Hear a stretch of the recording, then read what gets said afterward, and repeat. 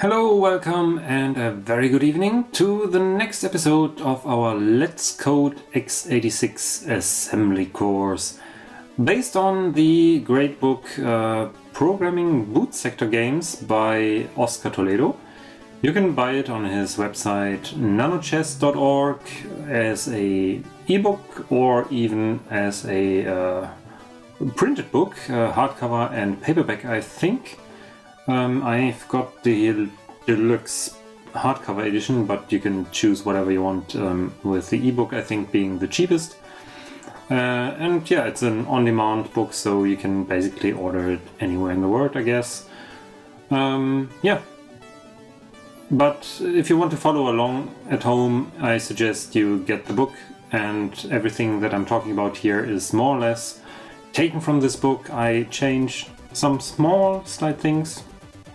Check out the first episodes to see how we set up the environment here. We're using the NetWide assembler NASM for coding, and we are targeting old PCs. Like, it would run, everything we're doing here would run on the original IBM PC from 1981.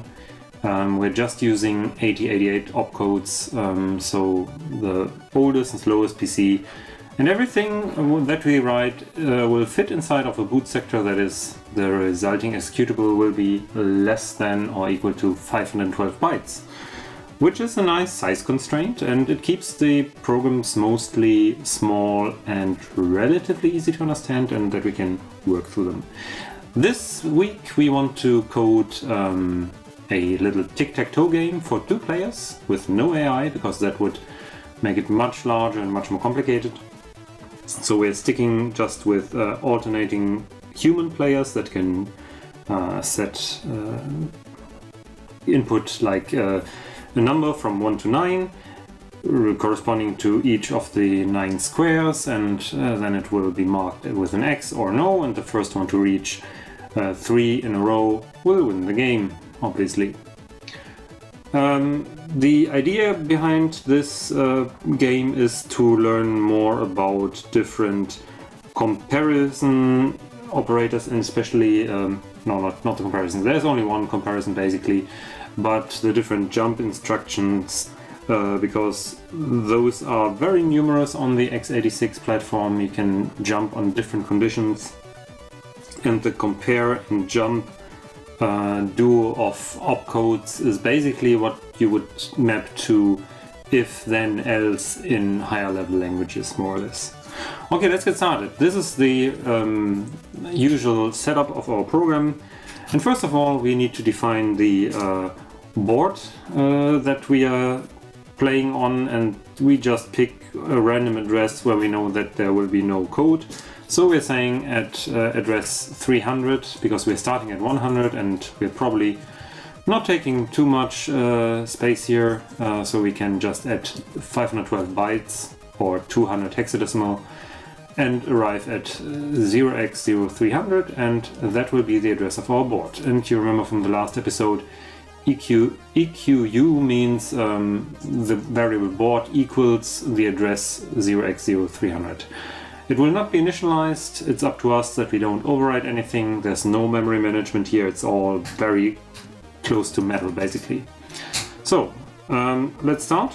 First of all, the BX register will always have our board or square that we're pointing to, so we load that with the address. Then we will initialize the board with numbers from 1 to 9. That is our goal. So we load the counter variable, the counter register with the number 9. And we will load the AL register with the digit or letter 1, basically. And now I'm gonna use the same labels that Oscar was using in his book. I think we could name them a little better, but I'm sticking to the book so that you can refer backwards and forwards. For example, this one he calls B09, I think for branch, probably branch number 9.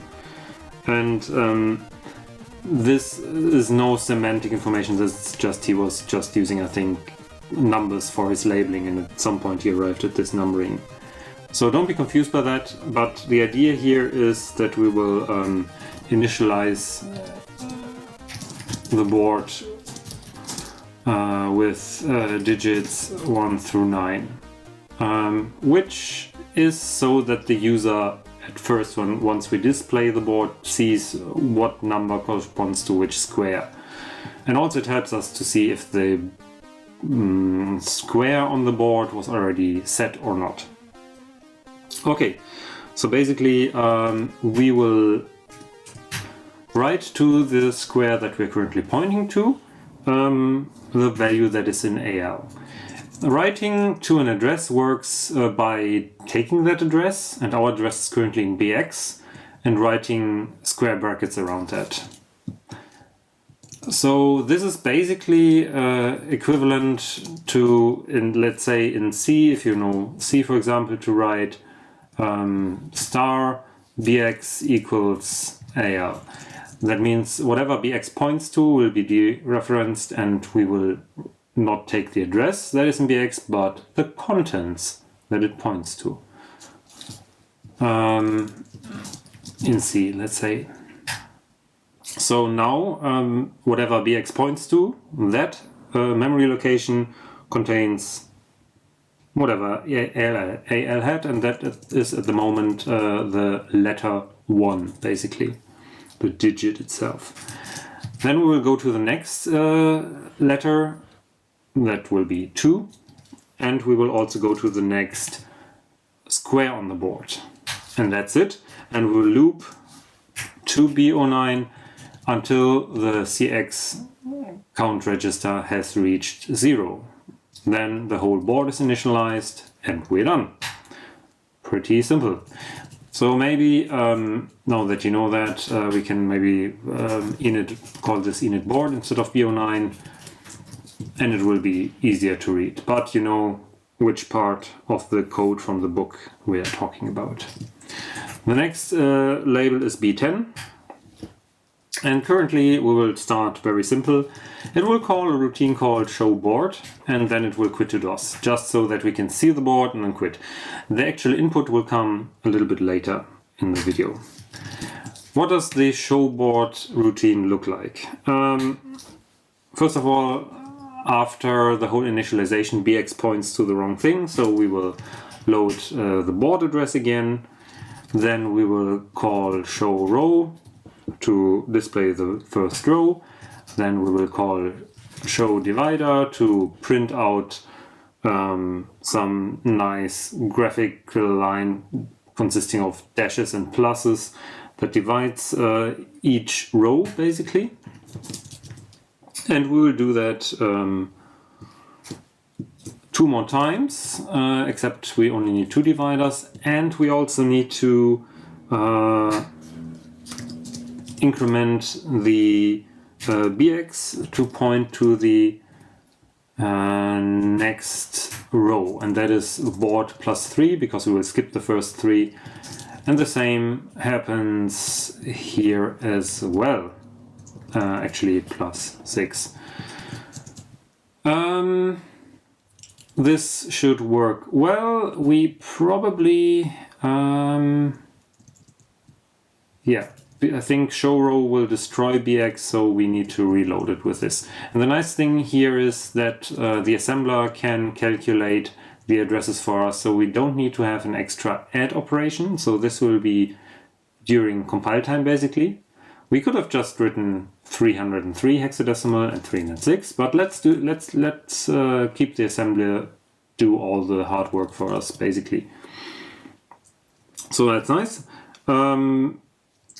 What's more, the call here will result in a return, and since we want to do very, very small code, we could write a ret here, but if we don't do the call, which pushes the return address, we can actually just simply do a jump, and show row will do the return for us, and we can save one instruction, which is pretty clever. I had to think first about this when I read this in Oscar's book, but I thought, yeah, okay, this saves more or less 1 byte, which is important if you want to fit everything into a boot sector. So what we didn't implement yet is the show row subroutine. Let's do that. Show row will display the square in question, which we will have to code still. Then it will print a divider, which is the pipe symbol, and we'll just call display letter on that, which is part of one of our IO libraries, which is just like this. And then we will do more like this. Let's see, which first we do that, then we can repeat. We will display the next square, another thing, display letter, and then one more call show square. And then we would usually do call new line, which I introduced in one of the previous episodes. And again, we would need the red, but new line already does the red for us, so we just jump, avoiding the push of the return address, saving stack memory as well as an instruction here. Which is nice. And then we need the show divider thing. Show divider is very similar. We move a dash basically and call display letter. And this will more or less look a bunch of times like this, and we will put pluses here to mark the intersections of the dashes and the pipe symbols, and I think we should be good with that. Those are 5 things, so 1, 2, 3 dashes, that's fine, because we have 3 squares per row. And we are calling display letter, and again we do the trick with the jump new line and print out new line and return. So the only thing missing is the show square. Show square loads into AL whatever BX is currently pointing to. So the parameter to this subroutine is basically the pointer in BX, which is fair enough. Then we auto increment to the next square for the next call to show square. Basically that's a side effect of show square. And we do the jump display letter, avoiding the whole return shenanigan again. And that's already good enough, I hope, to work. Let's see. tic-tac.com, and there you are. We have a nice tic-tac-toe square. As you can see here, 1, 2, 3, 4, 5, 6, 7, 8, 9. And the user is supposed to be able now to input one of the numbers, and then that square will be marked X or O depending on whose turn it is, basically. Okay, let's make the game actually do something more. Let's make the game do all the nice things that I just said. First of all, let me check. The int20 is going out. Instead of that, we call a subroutine called Getmovement, which asks of the player to input a number, and it has to be a valid number and one that is not yet taken. Then we will write to that position, and it will only this subroutine will only return when a valid empty space has been selected. Otherwise, it will stay in that subroutine call. But we'll see that in a minute. So in this turn, we will just write an X. Then we will display the board again, which we already did up there. Then we will get the movement for the other player. Same thing applies here. And we can then write the O, basically, for the other player. And we're just simply doing this in an endless loop. There will be an exit to DOS, so I will call this exit DOS, and we will call interrupt 20 again. But this will have to happen in the get movement, because the get movement I don't like the name of that subroutine. Maybe we call it get input or something, because it also aborts the game when you press escape. Let's call it like that. First of all, we read the keyboard status. We already did that in a previous episode, so you have to check that if you want. And then we compare with the escape key, and this is something that you just don't know, but probably just don't know. But the hexadecimal 1B character is the escape character, and that's actually standardized across all systems that support ASCII, which is the standard 7-bit character code that the PC used and a lot of old Unix systems used. I'm here looking actually at the man page for the ASCII table, which is part of macOS, because that's also Unix. And there's a man page on every Unix system describing the ASCII table. And here you see 1B is escape, and that's just the escape key. So we compare our red key with the 0x1B. And now we get one of the jump instructions that you probably already know. If jump if equal, so if that was exactly the escape key, we jump to exit DOS and then we will quit. Very simple. Otherwise, we do the following. We do sub al, 1 as a digit. And this will do two things in one go. Convert to actual digit and compare character to the letter 1. So what does that mean? When we're doing the subtraction, if the character that we input was between 1 and 9, we will get as an output the digits 1 to 9. However, if the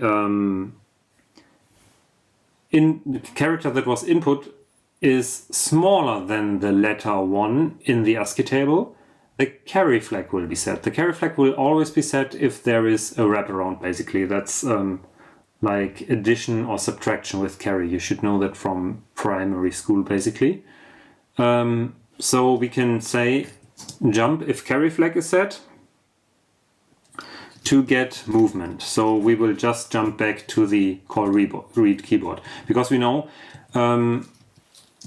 we got a character smaller than 1.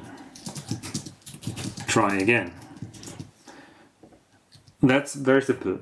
Afterwards here in AL we have a digit or something bigger. So what we're doing now is to use the compare function instead, because we don't want to do the subtraction. The compare function is very similar, but doesn't change the operand. So if I do compare AL, 9 actually, because we did the subtraction. So we must not do the digit 9 here, because we already subtracted the 1, and what we're doing now is comparing not the characters but the actual values. So we compare if we are smaller than or equal to the number 9 actually. So jump if not carry. That means this time if we are bigger than the 9, it means we also chose a wrong character. We jump again to get movement. We got a character bigger than 9. Try again.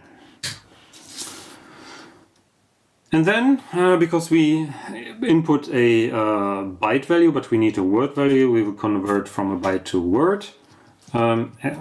Expand AL to AX. That works by extending the last bit in AL all the way through AH, which also carries over the sign, because the highest bit is the sign bit. Anyway, we need to load the board pointer into BX again. then we add to bx the value in ax, and that's actually why we need to do that, because we want to add two 16-bit values, and al was only an 8-bit value, but bx is a pointer, it's a 16-bit pointer, so we had to convert al to that value. Alright, and this is the most correct way to do that basically. Since our al isn't a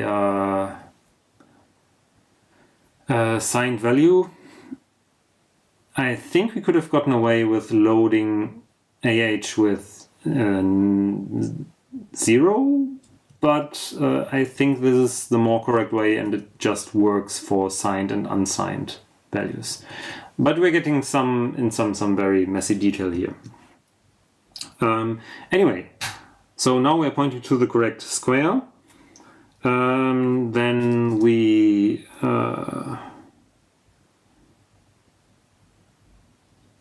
what did I want to do? Sorry, I forgot what I wanted to do. Okay, exactly. bx points to the correct square. Now we load the content of the square. So we're loading al with whatever bx now points to. Get square contents. Then we compare al to the character colon. Why do we do that? I think Oscar used a different character, but I think this is more correct. Again, looking at the ASCII table, the very first letter after the letter 9 is the colon, which means actually what we can only find here are the digits 1 through 9 and the letters O and X. So I could also compare to the O, because it comes before the X, and everything in between is in theory not possible. But I thought it's more clean if there's any garbage in there and it's not a number, then it means this was already written to somehow.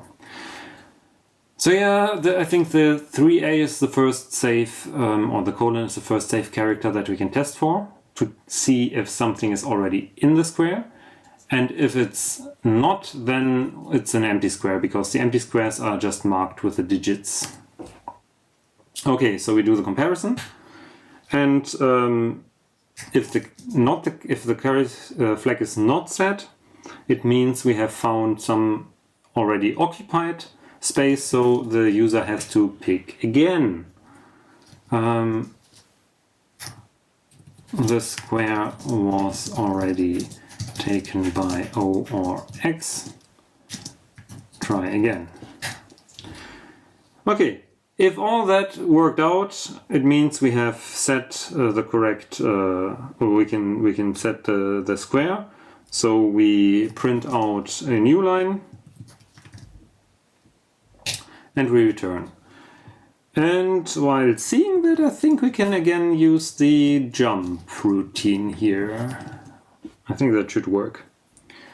All right, we have showboard, we have get input, and I think that should do it. Get movement was not defined because we renamed it to get input. There we have it. That's a simple mistake to alleviate. Yeah, that works. Let's see if that also works. Let's press 1. That's an X. Let's press 7. There's no. Let's press I or J or K or M. Doesn't work. But I can basically fill up the whole board with things. And I can press escape and quit. And also what we should check is if I press 1 and then an invalid key and then 2, it's a no. Okay. Because if we wouldn't have done that correctly, it might be that player X can put 2 things in a row if player O makes an invalid move. Okay, great thing. And that is the second part basically. And the third part that Oscar does is to actually check for the winning condition basically. Because right now the game finishes at some point, but you as a as the player, have to decide for yourself if you have won or not, which is already an okay thing to do, but it would be nice if the computer could calculate that. And sure enough, that's not that hard. Let's see where we need to add some things. So what is actually missing?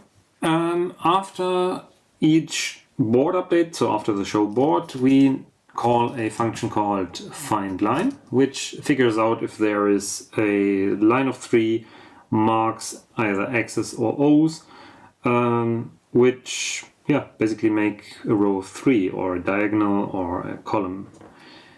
And the same goes for, of course, for the other movement or the other input by the other player. So let's put another line here. And then the whole complicated thing actually starts. Because this thing is huge, basically. Let's go to the bottom. The function is called findLine. And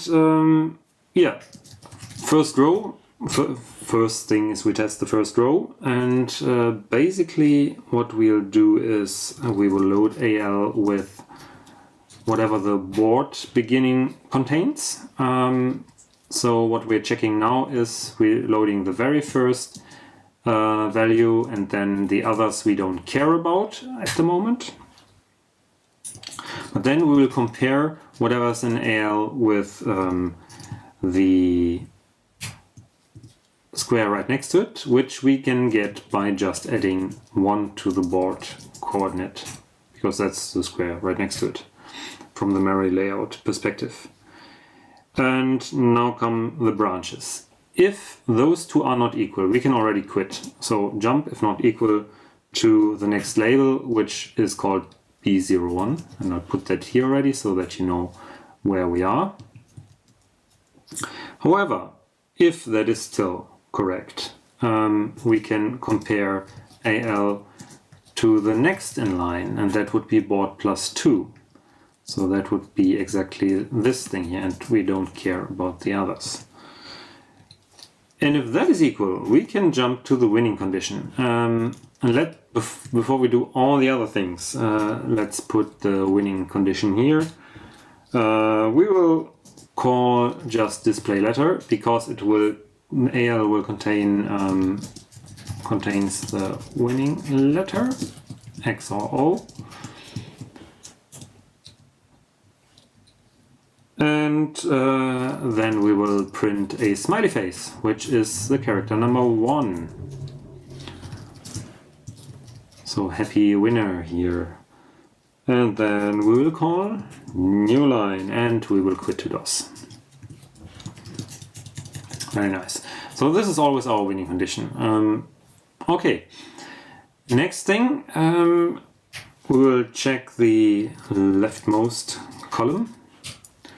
So we will, we already have in AL the correct thing here from the very first entry in the leftmost column, so we don't need to reload it again, but we can already step to the next entry, which would be board plus 3, because we have already this value here, and then we pick this value over there, and the rest we don't care about. Jump if not equal to the next label, B04, keep that in mind. And if that's still the same, we just compare with the next in line, which is board plus 6, which is 1 row even further down. That's this value here. And if that's equal, we jump to the winning condition. Pretty straightforward, and very similar for the next thing. So we copy just this whole block. This is the first diagonal, starting in the top left corner, because we still have that value. So what we actually want to have is the middle thing here, so that's board plus 4. And if that's not equal, we jump to B05 here. And we want also this over there.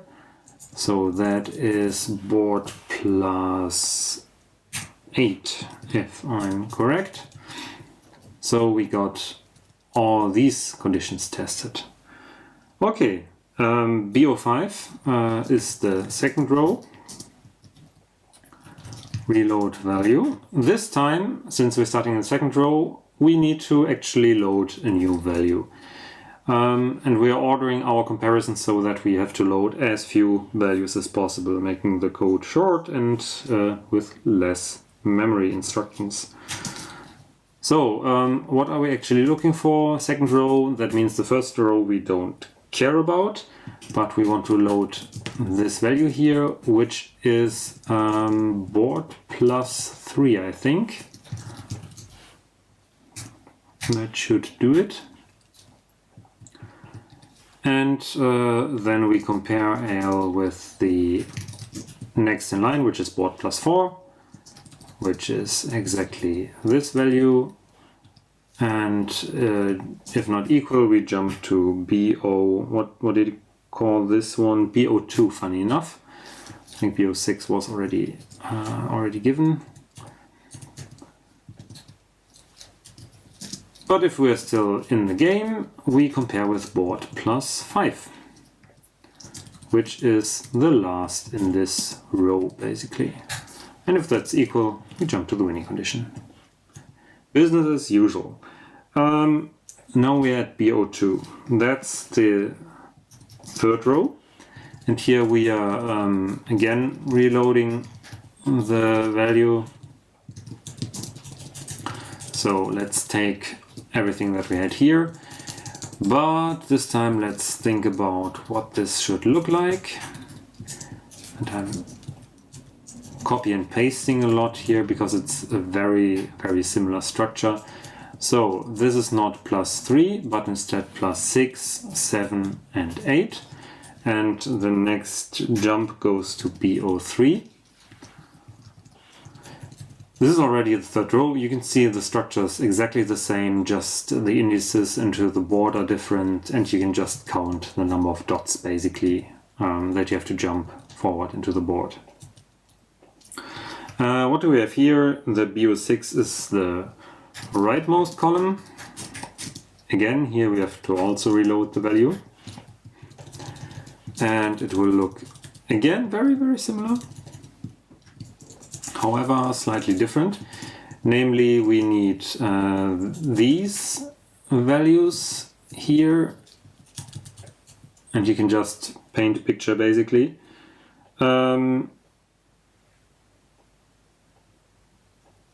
Yeah, that should be fine. So this is board plus 2, this is board plus 5, and this should be board plus 8 again.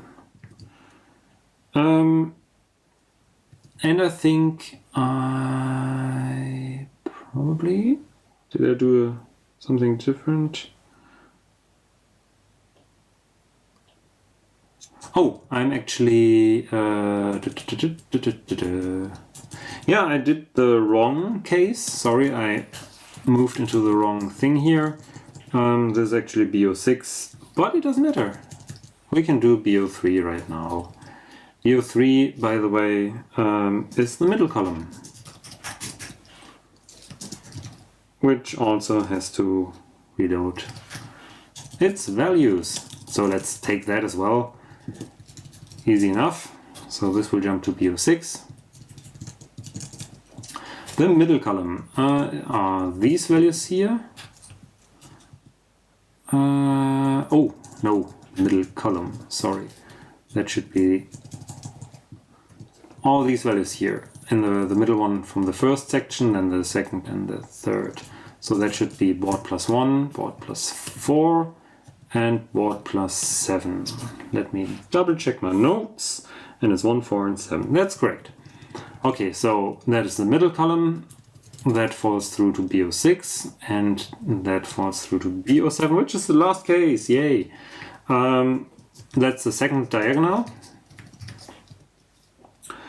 We can actually, the second diagonal actually starts off down here, so we starts off here actually, so in AL we already have the correct value. So we can reuse that and just compare AL with, let's see what we actually need to compare it with. We don't care about this, but we care about the middle one in this section here. And that should be board plus 4? Yeah, it's 4. And if not equal, we jump to BO8. BO8 is down here. And then we have also the winning condition. And the last comparison that we need to do is board plus. Okay, let's check.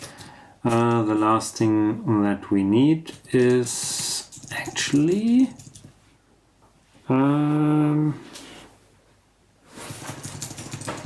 this one here, right? That's the last point on the diagonal. That is board plus 6. Okay, if that is equal, we jump to the winning condition. And if that did not help, we simply return, because there is no winner yet. Phew, okay, that is all actually. I hope I didn't make any mistakes. If so, you feel free to find it out. Very quickly, let's check if it compiles. It does. And let's see if it works. Let's do CLS first. Okay, here we are.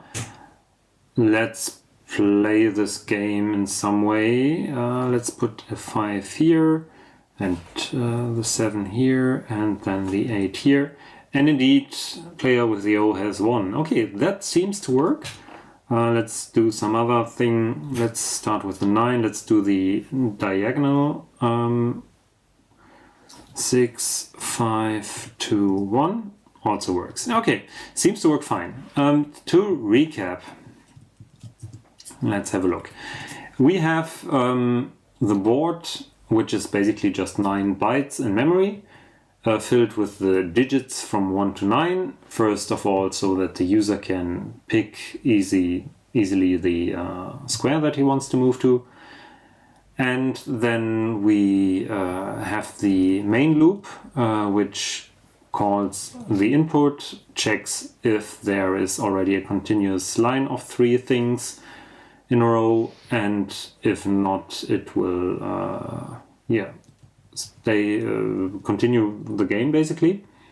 You can of course end up in a situation where no one wins. If I just not like that. No, I accidentally won. Let's try not to win. Like this, I hope. Yeah. Now we are stuck. The program doesn't accept any inputs anymore because there's no valid move anymore, and it doesn't detect that. So it should probably quit, but we haven't coded that. Maybe you can do that as a homework, basically. But that's what it does. The get input had a few interesting checks using the subtraction and the carry flag to detect if the input is in the range of 1 to 9. Then we learned also about the convert byte to word, which converts the 8-bit value to the appropriate 16-bit value using sign extension, propagating the sign bit into the higher register, AH here in this case. Yeah, well, and we had a bunch of jumps depending on the carry flag, on the not carry.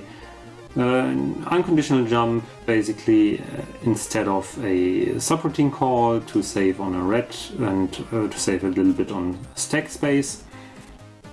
Yeah, and we had the jump equal and jump not equal. And I think with these things you can already build quite complicated program flow, which is a nice thing. Anyway, that's it for today. I hope you found this interesting. It was a bit of a longer episode because the program is already a bit more complex. Next bigger program we might split into 2 episodes. but I hope you enjoyed it.